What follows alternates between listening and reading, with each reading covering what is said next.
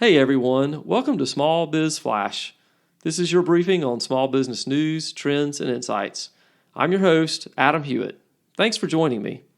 We'll get to the regular part of the show in a minute, but first, I wanted to share a programming note. I create this podcast each week as a one-man operation, and it takes a lot of hours to put just one episode together.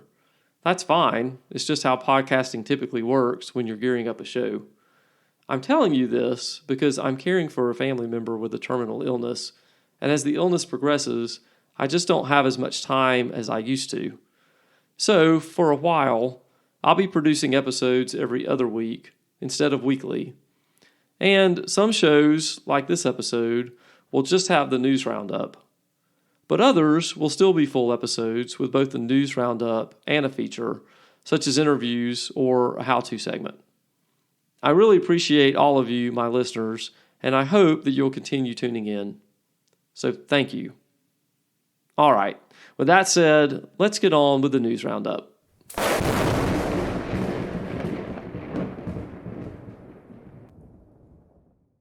As I've discussed before, the Federal Reserve's quest to squash inflation is hurting small businesses' ability to borrow capital they need for growth.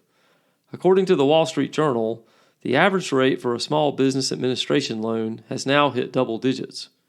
According to NerdWallet, an SBA 7A loan for $25,000 or less, amortized over more than 7 years, will run you at 13% interest, while a loan of $50,000 or more, amortized in under 7 years, is currently at 10.5% interest. The Journal also reports that, per data from S&P Global, companies with 250 employees or less saw their cash balances shrink by $7 billion between the second quarter of 2022 and the first quarter of 2023. Small business groups, including the Job Creators Network, are calling on Congress to make the small business tax deduction permanent. The Tax Cuts and Jobs Act became law in 2018 and included a federal tax deduction that allows eligible small businesses to deduct up to 20% of their business income from their taxes, but it's set to expire in 2025. Businesses organized as pass-through entities like sole proprietorships, S corporations, partnerships, or LLCs can take advantage of the deduction.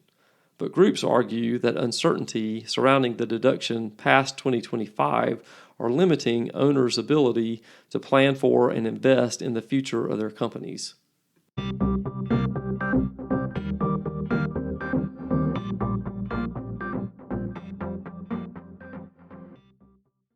Small business owners, you need the pros at SBS Accounting and Advisors to keep your AP, AR, and financial statements on track. For 16 years, the good folks at SBS have been helping owners like you make better decisions and grow their profits. So go to sbsaccountants.com today to set up your free 30-minute consultation. Use the promo code FLASH to get 20% off your setup fee. Again, that's sbsaccountants.com.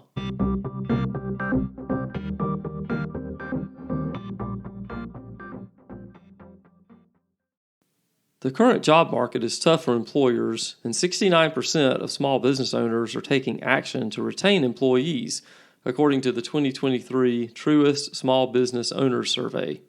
In the past year, the most popular tactic was raising wages. 24% of owners did that. 18% provided workforce training, 16% offered remote work options, and 14% offered additional benefits.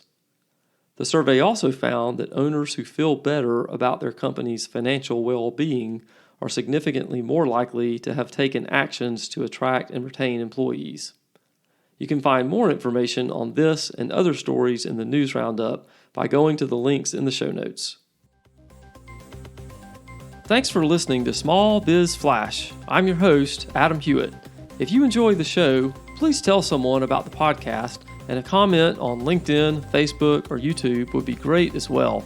I sure do appreciate it, and I'll see you next week.